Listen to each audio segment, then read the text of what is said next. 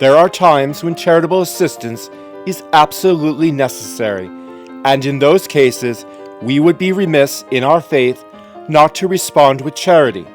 For example, natural disasters such as hurricanes, floods, and earthquakes require emergency charitable responses. But if you only address the emergency and you don't look longer term at the sustainable development that has to come after the emergency, then everyone's just going to keep getting hit by emergencies, and the emergencies never end. How do we move from charitable assistance to sustainability? How do we lift up the dignity of the people we serve overseas? A framework called Integral Human Development, or IHD, developed by the Catholic Relief Services, provides an answer. Integral human development promotes the good of every person and the whole person. It is cultural, economic, political, social, and spiritual. The Integral Human Development Framework comes from Catholic social teaching. It is founded on the value of increased esteem for the dignity of others and promotes the good of every person and the whole person in all of life's aspects.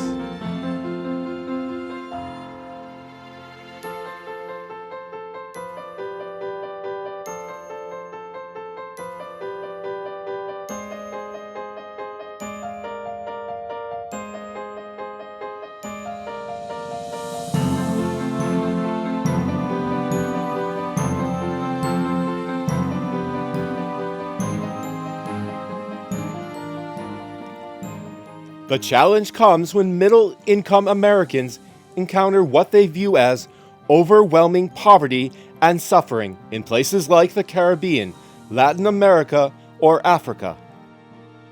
I go to Haiti, I see poor people, I try to fix it, right? But instead, you have to look at all of these different aspects and focus on what is what is going to lift up the dignity of the most vulnerable people that you see, rather than what kind of short-term fix can I make that's going to make me feel better and cause a short-term solution to the problem. Entering a situation of poverty on a level we are not used to causes tremendous tension in us.